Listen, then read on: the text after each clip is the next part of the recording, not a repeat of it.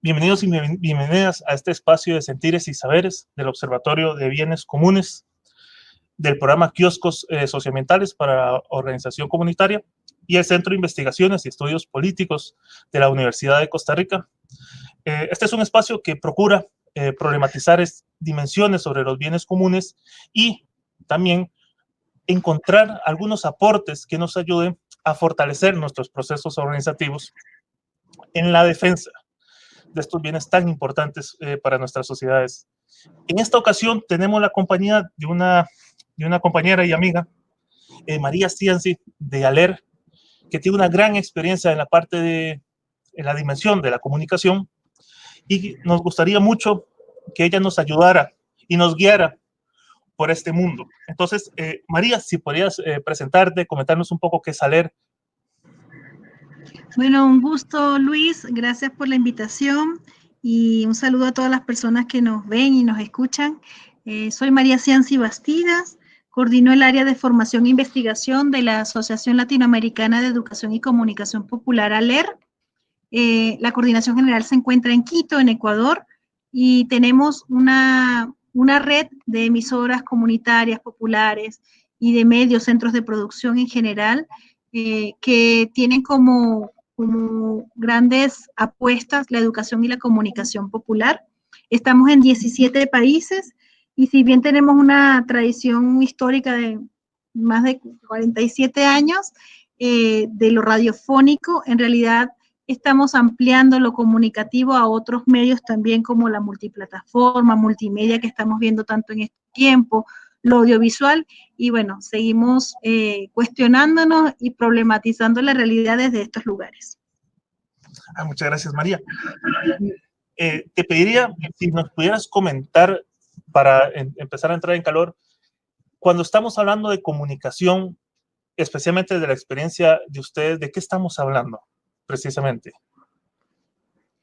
Bueno, Luis, en principio, y una gran reflexión que hemos compartido es considerar la comunicación, y aquí también quisiera decir la educación, como un derecho humano.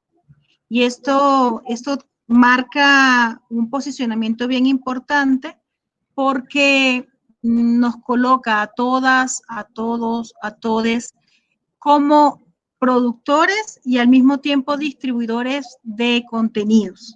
Entonces, derecho humano es cualquier tipo de distinción ni discriminación ni exclusión, y que los estados además tienen la obligación de garantizar que cualquier persona no solamente se exprese, sino además que pueda recibir la información de calidad óptima, contrastada y efectivamente verificada desde el punto de vista periodístico. Pero la comunicación no es solamente mediática, si bien es cierto, es la práctica que tenemos como ALER. Comunicación es todo lo que hacemos como seres humanos, ¿no?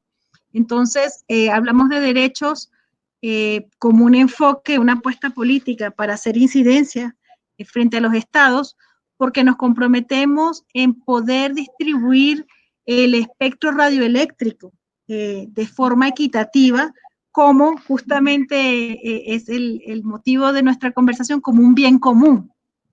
Entonces, si el espacio radioeléctrico, si el espacio que se encuentra allí donde van las ondas, FM, AM o cualquier otra onda digital, estoy hablando de radio, pero también puede ser de televisión o incluso de internet, si ese es un espacio común, entonces la distribución también debería ser equitativa para que eso no considere un elemento de discriminación o de exclusión. Y los estados tendrían que garantizar.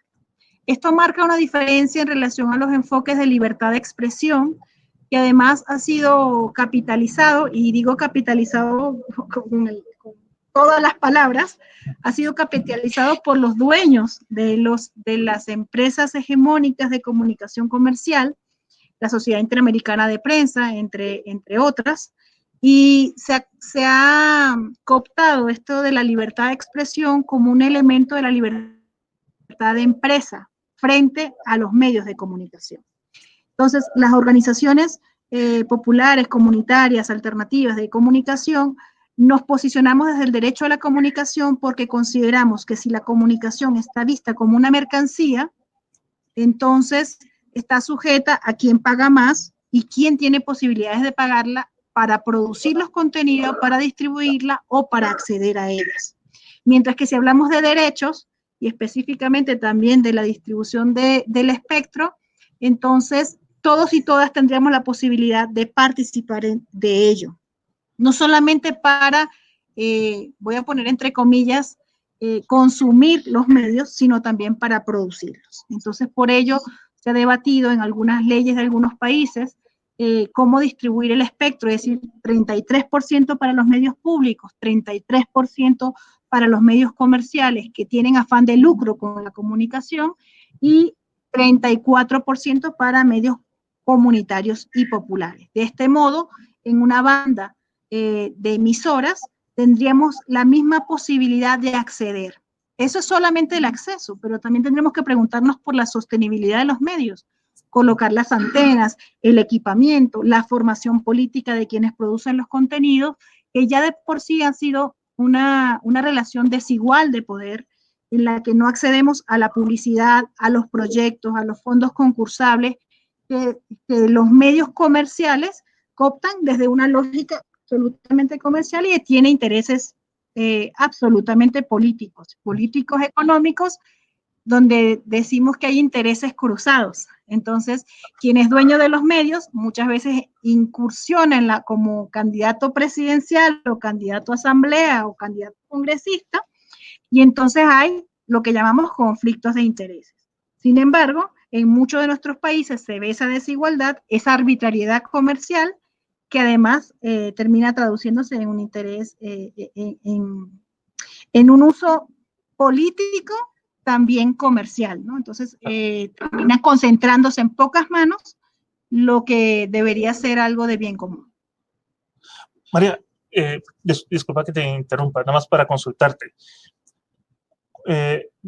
Con este contexto que nos das, ¿cuál, desde la experiencia que ustedes han tenido, cuál sería la fortaleza, digamos, de que en nuestros procesos organizativos podamos vincular la dimensión de los bienes comunes en nuestros procesos de comunicación desde esta perspectiva más amplia que nos das, que no es solamente la parte mediática? Digamos, ¿qué dimensiones crees que, porque creo que cuando nos comentabas de distribución del espacio, las relaciones desiguales, ahí hay mucho, digamos, que resuena, digamos, en las discusiones de los bienes comunes, pero, digamos, desde la perspectiva de ustedes, digamos, ¿qué dimensiones crees que ayudarían a profundizar esa problematización para tener una mejor lectura, digamos, del momento actual que estamos viviendo?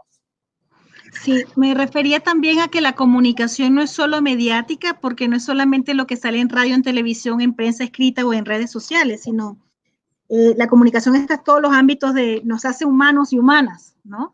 Entonces, hay expresiones artísticas, por ejemplo, que de hecho son comunicativas. Entonces, estamos hablando de murales, estamos hablando de cuando voy a comprar empanadas a la señora, o hablo con el vecino, o sea, siempre estamos haciendo comunicación.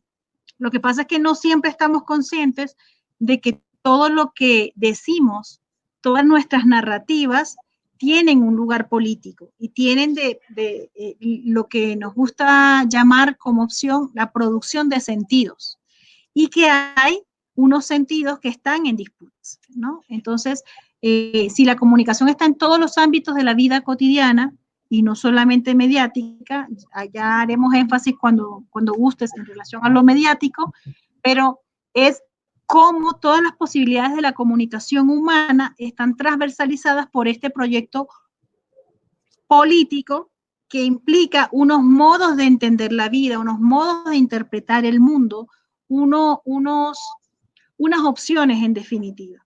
Entonces, cuando hablamos de que hay disputas de sentidos, entonces, por ejemplo, estamos hablando de la comunicación o los tipos de relacionamiento sobre género, por ejemplo, ¿no?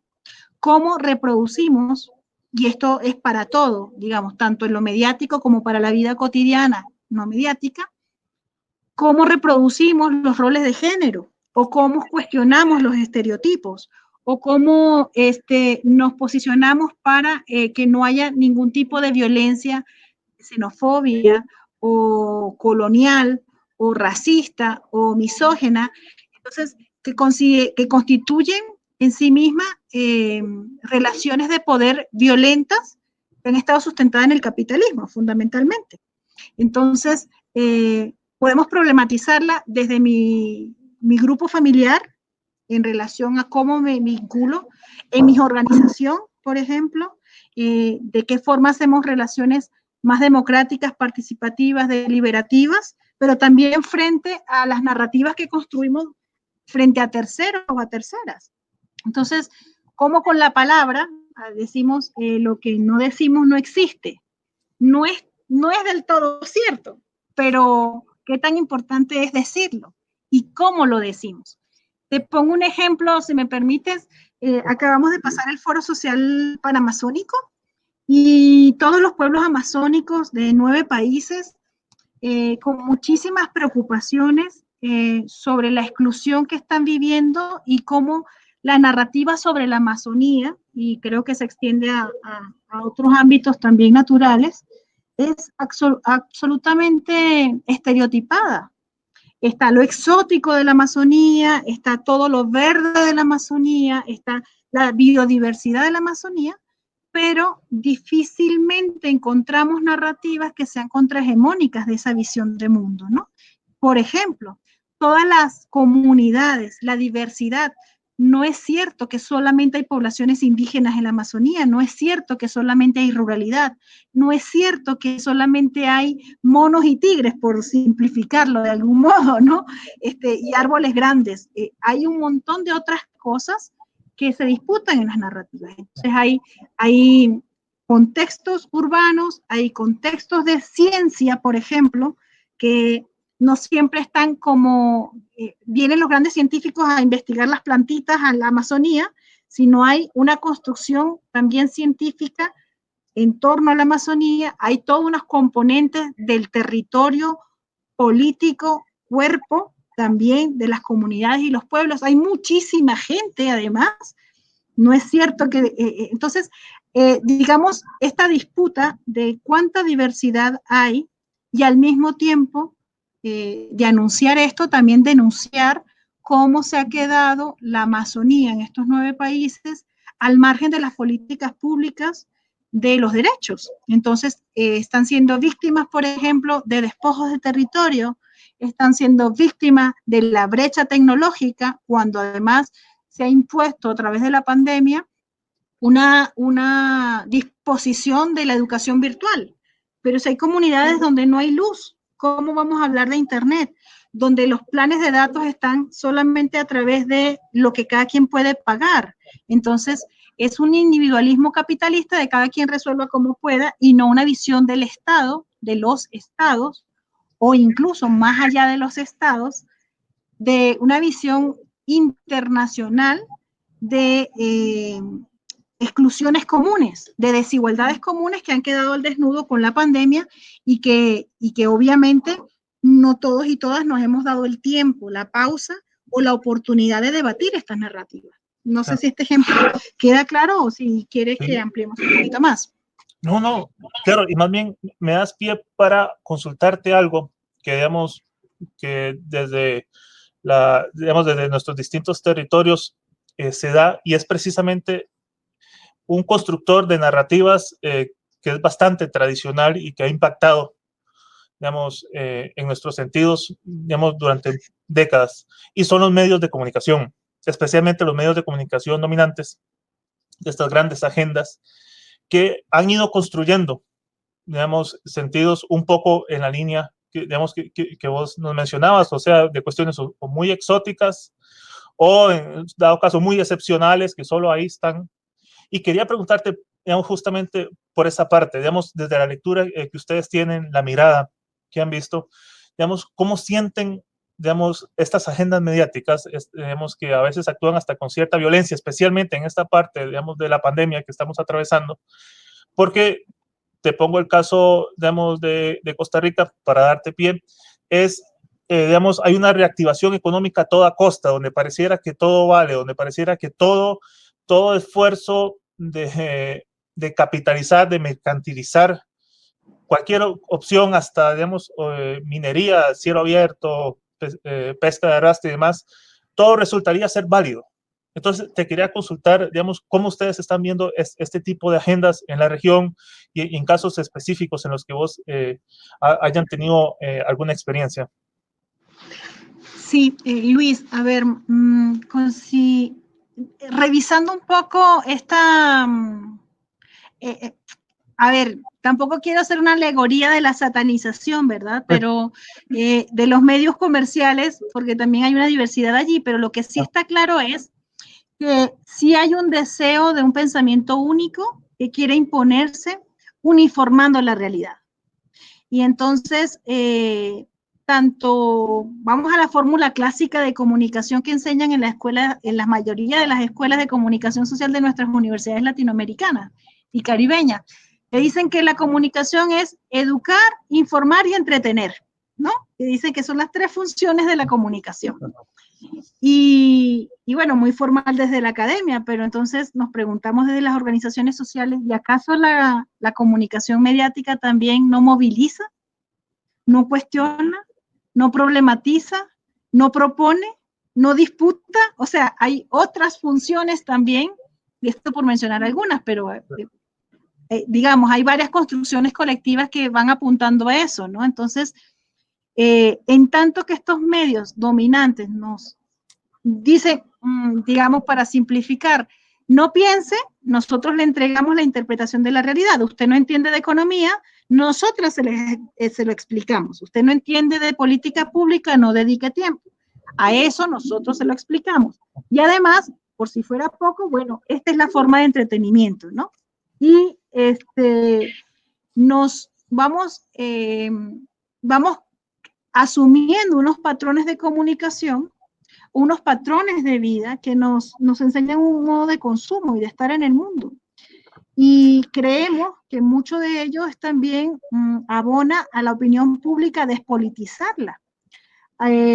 ¿O acaso esta opinión que algunas personas tienen de que la política es mala, la política es fea, no hay que meterse en la política es sucia?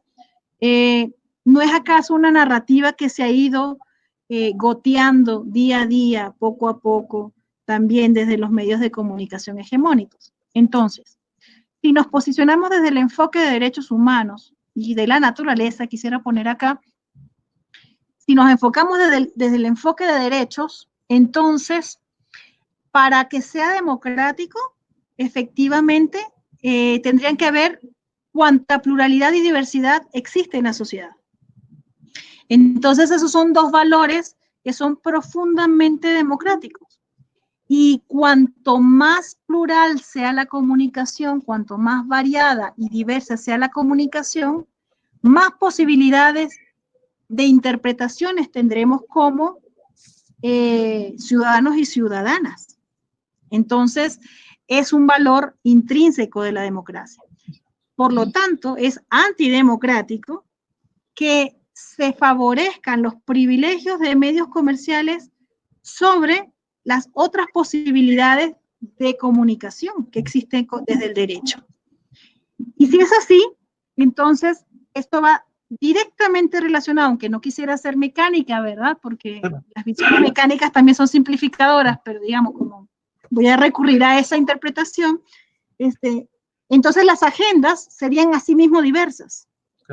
Porque si tengo más personas que me cuentan, tengo más formas de ver el mundo. Un ejemplo concreto, te voy a poner dos ejemplos.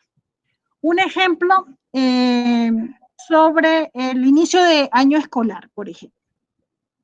Normalmente, y quizás hasta por rutina de producción, cuando empieza el año escolar, hacemos entrevistas para ver cuánto vale la lista de útiles escolares, por ejemplo. Bueno, ya este año de pandemia lo cambió todo, pero digamos, en términos normales, cuánto costaba el uniforme, cuánto costaba los libros, cuánto cuesta esto, porque es una preocupación para las familias que tienen niños y niñas, adolescentes, cuánto se invierte en este inicio de cada año escolar. Y con mucha frecuencia, quienes hacen las preguntas y las consultas en la calle se le hacen a mujeres. Algo que parece muy natural, y justamente vengo a desnaturalizar eso, es ¿por qué a las mujeres le preguntamos cuánto vale el uniforme escolar? ¿Acaso los varones no están involucrados en las responsabilidades corresponsables al mismo tiempo de cuidado de la educación de sus hijos e hijas? Damos por supuesto que solo las mujeres saben cuánto vale porque solo las mujeres son las que compran, o los varones están dedicados a otra cosa. Y al mismo tiempo, si por ejemplo hacemos una encuesta sobre, y a ver, no quiero con esto decir que estamos exentos de los medios comunitarios y populares, porque también reproducimos esta matriz hegemónica. O sea, estamos cuestionándola, pero nos viene en el cerebro reptil, digamos. Si sube el combustible, entonces con más frecuencia preguntamos a varones. ¿Y qué es lo que está por debajo de eso? ¿Que acaso las mujeres no manejan? ¿Que acaso autos? ¿Que las mujeres no saben cuánto cuesta la gasolina o el combustible? ¿O no les afecta también a ellas? Entonces, hay unas agendas que son ocultas, que tienen un posicionamiento político. Te acabo de nombrar el de género, pero también te puedo nombrar otro que sea, por ejemplo, político en relación a Chile y las protestas que acaban de darse, ¿no? Entonces, ¿qué coberturas hacían los medios hegemónicos sobre las protestas de estudiantes en Chile? Y cómo decían que había habido vandalismo por la exigencia del aumento del salario, del pasaje terrestre. Sin embargo, después las organizaciones sociales hicieron un gran esfuerzo por decir, no son 30 pesos, son 30 años. Y se referían a 30 años del peso de la dictadura y la herencia de la dictadura que había hecho como política neoliberal, en donde Chile se mostraba claramente como un ejemplo al resto del continente. Entonces, las agendas no son ingenuas, no son neutras, así como las palabras no lo son, y determinan un posicionamiento político, aunque no lo hagan explícitamente. Entonces, ¿a dónde vamos? A que nos digan desde qué lugar están hablando. Claro. Si son dueños de algunos medios, dime cuáles son los intereses de ese medio, porque, por ejemplo, el dueño de ese periódico es al mismo tiempo el dueño de un banco, y por lo tanto tiene un conflicto de intereses porque sabe que teniendo un banco tiene información privilegiada sobre los fondos de reserva económico que a lo mejor pueden afectar a la política del país. Entonces, o sea, se juegan cosas micro, pero también se juegan cosas grandes. Digo jugar en términos simbólicos, pero en realidad tienen mucho que ver con la calidad, bueno, no quisiera decir calidad, con el bienestar de nuestras poblaciones y comunidades. María, si justamente aprovechando, digamos, todas estas últimas líneas que nos has dado, si pudieras rescatarnos, digamos, precisamente desde esta forma, digamos, de problematizar, digamos, nuestros contextos, nuestras realidades, digamos, cuando las organizaciones han tomado, digamos, este camino, esta forma, ¿cuáles dimensiones crees que son necesarias? Porque ya nos dabas algunas, el cuestionamiento del origen, digamos, o de la propiedad, la parte, digamos, de toda esta narrativa de género, digamos, que se pone, digamos, dos dimensiones importantes a destacar. ¿Cuáles otras, desde la producción, digamos, ya desde las organizaciones y demás, vos crees que deberían impulsarse, digamos, cuando se toma una decisión de empezar a trabajar desde estas otras perspectivas? Sí, yo dividiría esta respuesta en tres aspectos. Una, del uso de la información que tenemos como organizaciones, es decir, de dónde vienen nuestras informaciones, cómo vienen y cómo las utilizamos en nuestra organización. Y esto tiene que ver con una práctica que hace bastante rato la educación popular también nos ha enseñado, que es la lectura crítica de los medios. Entonces, hacernos preguntas claves sobre quién es la fuente, qué intereses tiene la fuente, porque no solamente saber el nombre de la fuente, sino qué intereses tiene la fuente para saber si a lo mejor esa información está mediada con esos intereses, ¿no? Y si hay posibilidades de contrastarlos desde otros lugares. Si sabemos que la fuente es un lugar hegemónico, por ejemplo, oficialista, porque es algún representante del Estado, tendríamos que siempre buscar la contraparte de la sociedad civil. y saber, como decimos en los medios comunitarios y populares, qué otras voces nos están escuchando y por qué nos están escuchando. Entonces, ¿a quién favorece esto? Es una gran pregunta, que además no es solamente de comunicación, sino es también de abordaje social en general. ¿A quién beneficia esto, esta decisión? Pero también quiénes no están siendo tomados y tomadas en cuenta. ¿Y por qué? Entonces, pongo un ejemplo bastante alarmante. Ayer teníamos el acceso del diálogo con Roberto Vicio de Social Watch, y nos decía que el tema de la vacuna, algo que nos toca a toda la comunidad, a toda la comunidad planetaria, digamos, el tema de la vacuna tiene ya de por sí, un punto de partida absolutamente desigual, porque ya la han patentado algunas empresas farmacéuticas que impiden por patente el uso de el resto de investigaciones sobre eso que nos puede salvar la vida humana en el planeta. Entonces, ¿cómo un grupo comercial puede decidir qué continuidad tenemos o no tenemos como seres humanos en el planeta? Y solamente porque ya patentó, cuando en realidad deberíamos debatir por qué la comunidad internacional no lo considera un bien común, no lo considera un derecho, y lo sacamos de esa trampa que significa quién puede pagar qué, número uno. Número dos, esto va a implicar un endeudamiento de los países, además. ¿De dónde vienen estos financiamientos? ¿Y con qué criterios y qué chantajes, por decirlo lo menos, qué chantajes va a implicar estos endeudamientos? Porque ya de eso sabemos bastante en nuestra trayectoria como países latinoamericanos y caribeños. Y además, porque tiene un condicionamiento de que tiene que estar la vacuna refrigerada a menos 70 grados, y el tipo de refrigeración es bastante limitado para nuestros países. Y sabiendo además que el norte global ya tiene comprada el 80% de las vacunas, aunque ya no haya salido todavía en su prueba comercial. Entonces, a pesar de que el sur global tenga mayor concentración de población, tenemos una desigualdad frente al acceso de la vacuna. Lo sabemos como sociedad civil, lo sabemos como ciudadanía, podemos establecer esto dentro de la comunidad internacional como una agenda importante. ¿Qué papel juega la Organización Mundial de la Salud, por ejemplo, cuando ya Estados Unidos había decidido recortar el presupuesto? Entonces, toda esta información, ¿de dónde la tomamos? ¿De dónde nos informamos? Entonces, ese es el primer aspecto, la lectura crítica para tener acceso a toda la información lo más amplia posible. Y fíjate que esto que te acabo de decir, al menos en los medios comerciales, no está saliendo. Entonces, y de eso depende nuestra vida. No es que depende solamente qué color de ropa vamos a usar, sino es una cosa literalmente de vida o muerte. Lo segundo tiene que ver con la producción de contenidos. Entonces, desde nuestras organizaciones, ¿cómo hacemos la producción de contenidos?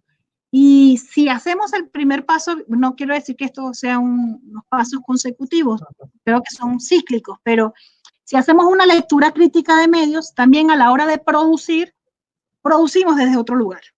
Porque entonces ya yo me doy cuenta de quiénes son las voces que nos salen.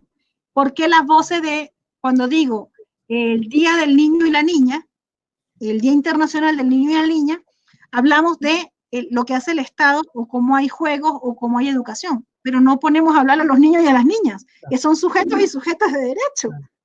Entonces, una cosa tan simple como esa no la hemos logrado incorporar. Entonces, tendríamos que, desde nuestra producción de contenido, considerar la interculturalidad, la intergeneracionalidad, la producción inclusiva y no sexista, y ojalá un proceso de colonización sobre los sentidos que están hegemónicos. No sé si esto parece muy complicado, pero es un ejercicio que queremos ir haciendo cada vez. Y eso significa pensar mucho cada palabra que hacemos y también pensar mucho a quién priorizamos para una entrevista o no. Y finalmente, un tercer aspecto que quería mencionar es el tema de la distribución. Y el tema de la distribución está muy imbricado, bueno, no quiero decir que los otros no, pero también con esto de los bienes comunes. ¿Por qué? Porque estamos hablando de que hay un extractivismo informacional. Hay un extractivismo, así como también nuestra naturaleza está sufriendo el extractivismo minero, el de las hidroeléctricas, el maderero y tantas otras formas de extractivismo. Nuestras vidas también están siendo mercantilizadas, nuestros datos están siendo mercantilizados con este extractivismo informacional.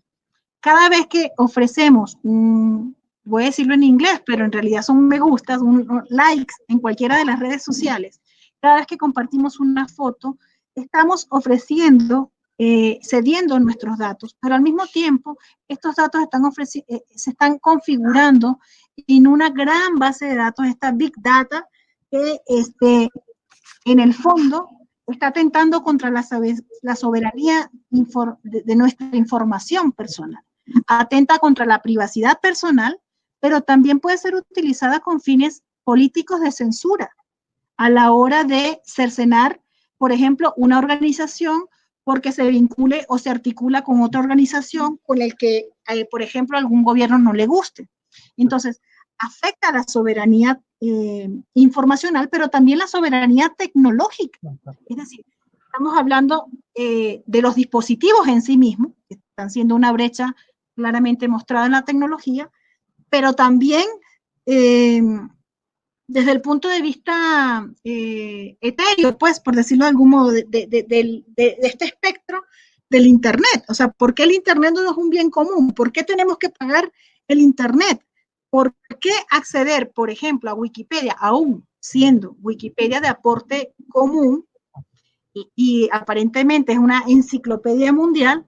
¿Por qué hay unas informaciones que con los algoritmos sí se ocultan y otros no? No solo con Wikipedia, sino con cualquier cosa que está en Internet.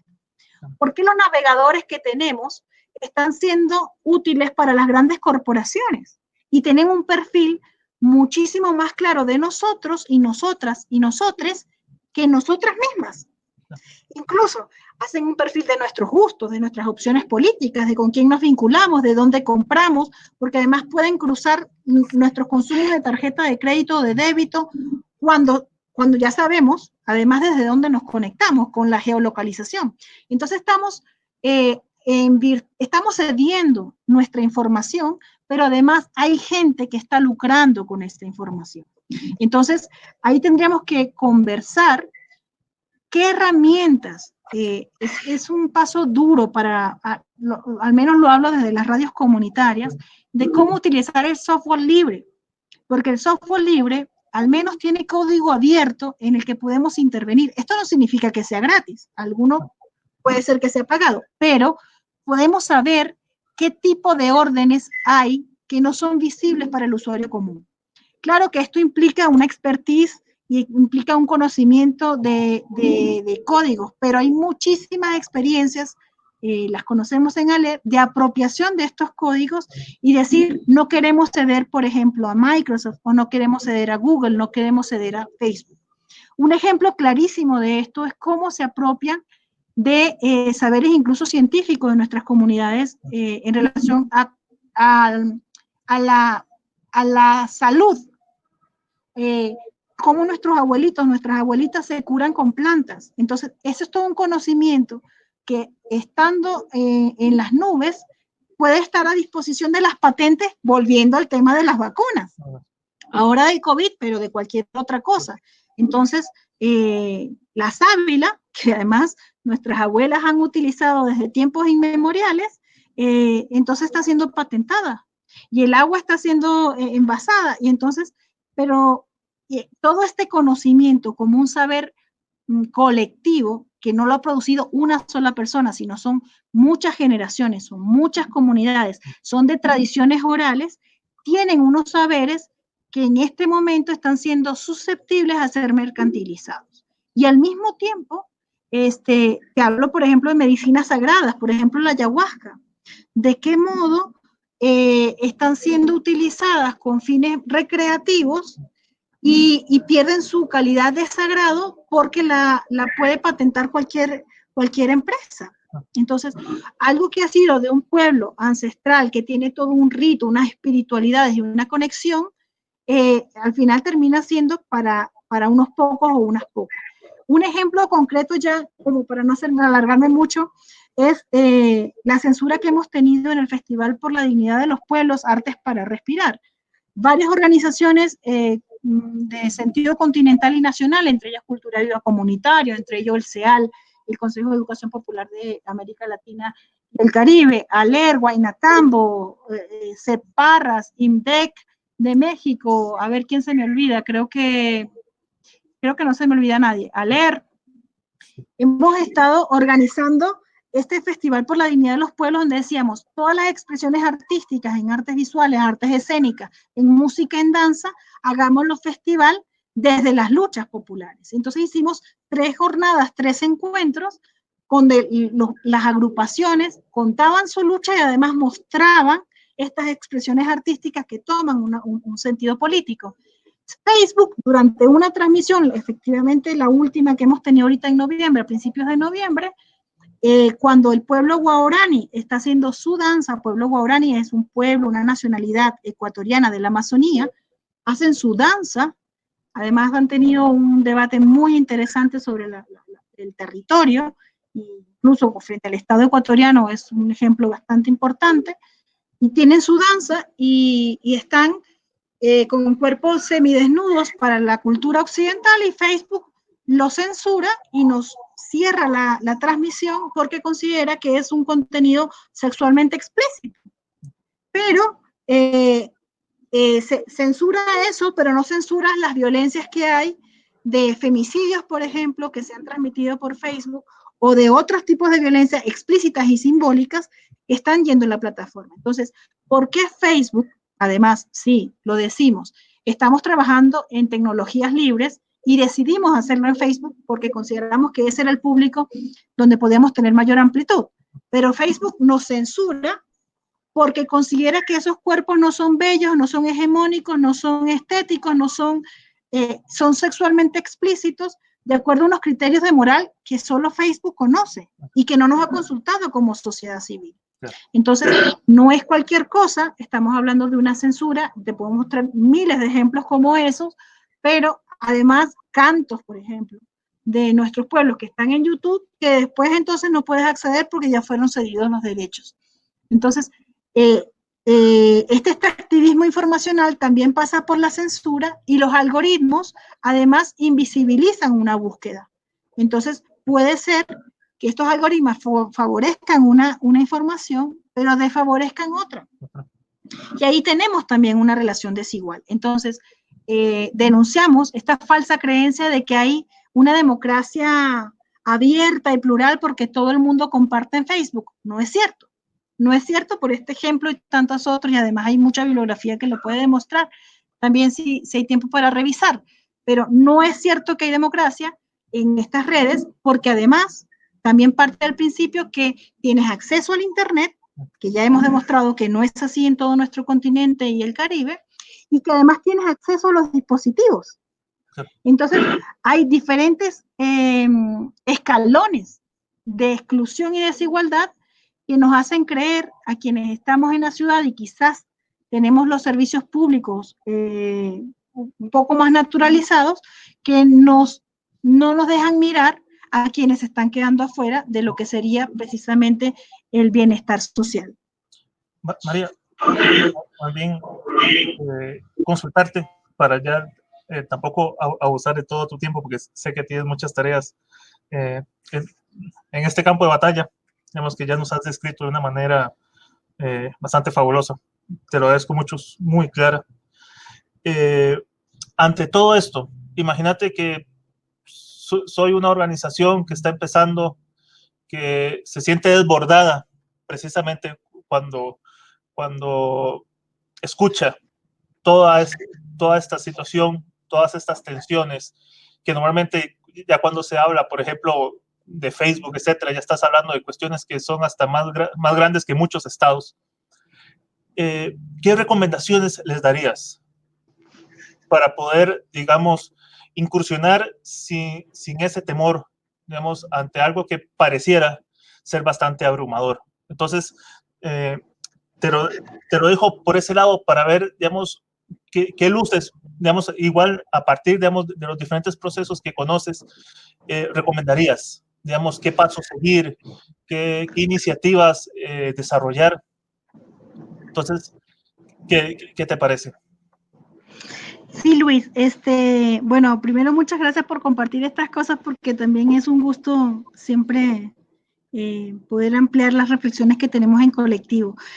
Voy a hacer dos cositas que más bien tienen que ver como toda esta reflexión de bienes comunes que tenía en mis notas que no te comenté y no quisiera que quedaran fuera, perdóname si se larga un poquito más, pero Claro. uno es que no podemos perder de vista de nuestras agendas y de nuestros contenidos el pensar el tema de los cuidados de la producción y reproducción de la vida.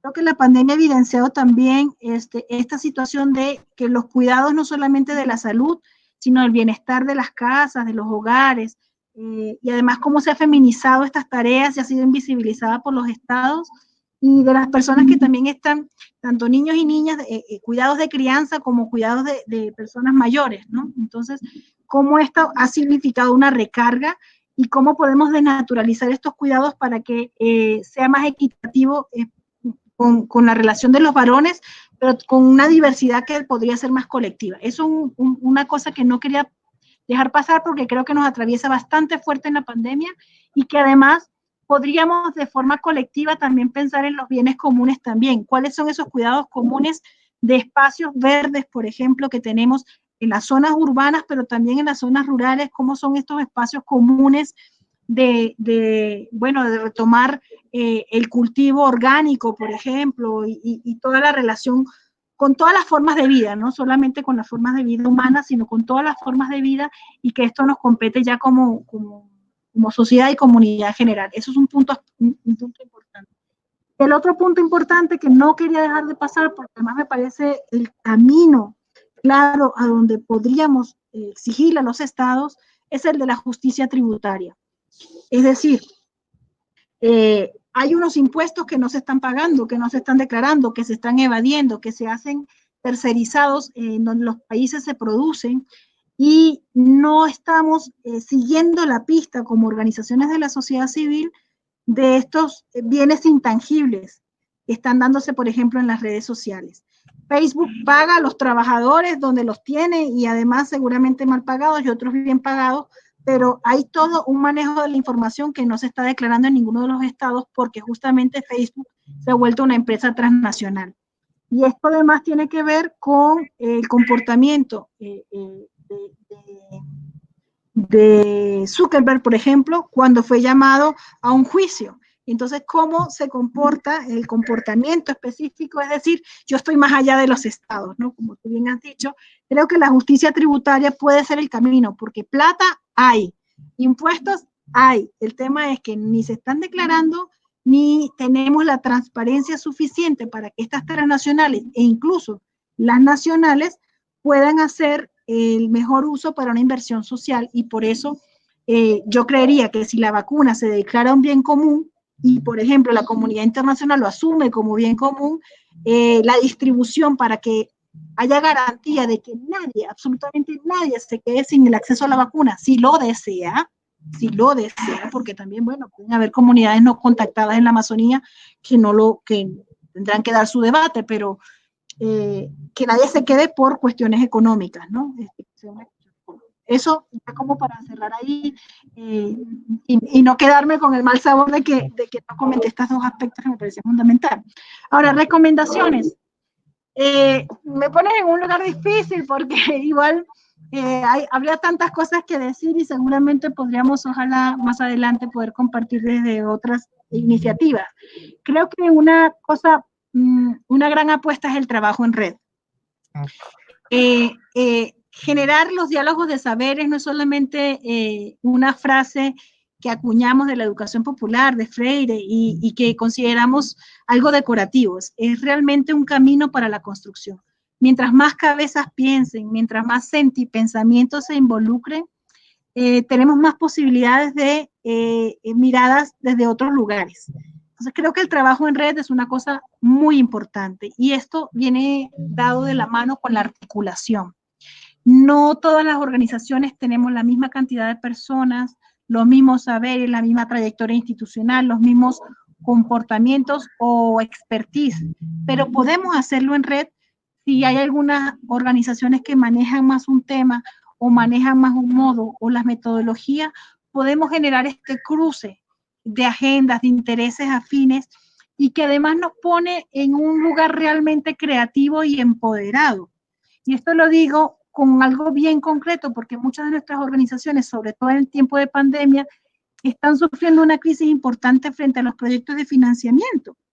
Y entonces nos ponemos en una situación difícil de competencia frente a los financiamientos, ¿no? Entonces las organizaciones están disputando un financiamiento para poder sobrevivir.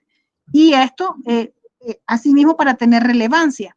Entonces creo que el trabajo en red y de articulación puede ser un camino también de construcción de proyectos comunes, incluso para la sostenibilidad. Ahora me refiero a la sostenibilidad financiera y económica, pero digo de la sostenibilidad social también, porque tiene una relevancia social. Entonces, romper esta mirada sectorial de nuestras agendas como organizaciones. Esta es la organización de mujeres, esta es la organización de niños y niñas, esta es la organización de educación, esta es la organización de violencia. Entonces, sí, está bien que tengamos eso, pero ¿cómo rompemos esta división artificial de las agendas que en el fondo atentan contra los derechos y nos pueden hacer juntarnos? ¿Qué tenemos en común para ponerlo en la mesa? Y cómo aprovechar estos saberes institucionales, estos saberes personales, incluso metodológicos, para potenciar y empoderarnos. Entonces, romper esta visión sectorial para conseguir mayor incidencia de aspectos, ¿no? Entonces, creo que esto también es otro aprendizaje que nos ha llevado la pandemia, ¿no?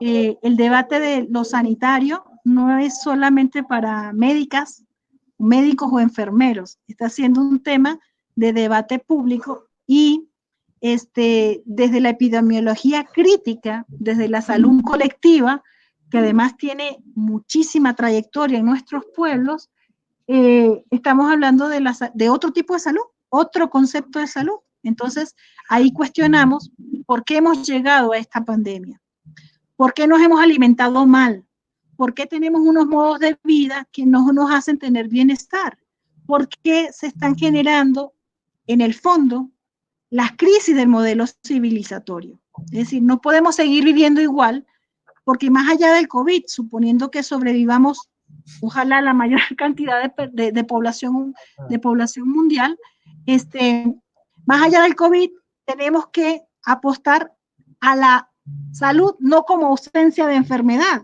sino a la salud como bienestar integral. Y eso, en muy pocos espacios lo he visto que se está debatiendo. Entonces, tenemos muchísimos frentes abiertos al mismo tiempo que tenemos que disputar porque hay financiamiento de vacunas y contra las farmacéuticas que están haciendo de eso un negocio y un afán de lucro. Al mismo tiempo pensar que lo que queremos en la pospandemia no es repetir los modelos o la reproducción de los mismos modos violentos que teníamos antes. Tenemos que aprovechar esto porque es una nueva oportunidad que tiene la humanidad para reconstruirse. Y sin embargo, estamos viendo la tensión que tuvimos en toda América Latina por las elecciones de Estados Unidos. Y entonces las opciones de un discurso que era profundamente violento, racista, y otro que es un poco más sopesado, pero en el fondo Estados Unidos va a seguir queriendo tener la hegemonía sobre el resto del continente. Un poco más suave, un poco más duro, claro está, pero realmente sus condiciones imperialistas no han cambiado ni van a cambiar, al menos no en corto plazo, aunque lo quisiéramos para el resto de los países del continente, sus vecinos más allegados, ¿no? María, más bien agradecerte porque creo que nos dejas un paisaje bastante claro para poder seguir problematizando y contribuir, digamos, a una lectura mucho más crítica, digamos, de los distintos movimientos y organizaciones que estén interesadas en poder abordar este tema, de encontrar esos puentes por donde poder empezar a trabajar, pues como vos decís, y lo recalcás bastante, hay muchos frentes abiertos y muchas formas de poder entrarle, y a veces ante esa abrumadora, digamos, ofensiva, a veces paraliza, pero yo creo que con tu conversación, con tus palabras, creo que van a dar muchas pistas de por dónde empezar a abrir esa grieta, digamos, sobre ese muro que en principio uno siente que nos está asfixiando. Más bien, de parte del Observatorio de Bienes Comunes, te agradecemos enormemente toda la generosidad que has tenido con tus palabras, en tu tiempo, y no sé si querés dar unas últimas palabras de ánimo para, digamos, para todos nosotros y nosotras que estamos intentando, al igual que ustedes, poder abrir esas grietas y poder ser cada vez más en esta disputa. Sí, claro, Luis. Hace bastante rato, que en ALER hacemos muchas entrevistas, muchos diálogos, y casi siempre queremos cerramos con la misma pregunta, ¿no? No importa el tema que sea. Y la pregunta es, ¿dónde está la esperanza? Consideramos que también en la producción de contenidos, el esperanzar de Paulo Freire, el esperanzar como verbo, no es casual, es una forma de caminar. Y frente a esta ola de desencanto, que también quiere ser hegemónica, nuestra resistencia es desde la esperanza. Se están haciendo hartísimas cosas en todo el continente, y cada vez que se levanta una sonrisa, se levanta un canto, o nos juntamos a través de la pantalla, por muy frío que parezca, estamos compartiendo estos saberes y tejiendo puentes. Le estamos sacando la vuelta a esta ola de tristeza, de pandemia y desigualdad. Y al mismo tiempo, sembramos solidaridad, sororidad, fraternidad. Entonces creo que sí tenemos muchísima esperanza, porque de hecho estamos tú y yo conversando. Y eso también es parte de la esperanza. Tantas cosas lindas que se están haciendo siguen siendo muestra de resistencia. Entonces, adelante, sigamos caminando. Muchísimas gracias, María. Con esa tarea que nos dejas, seguir esperanzando. Entonces, nos vemos en la próxima. Muchísimas gracias. Gracias a ti, Luis.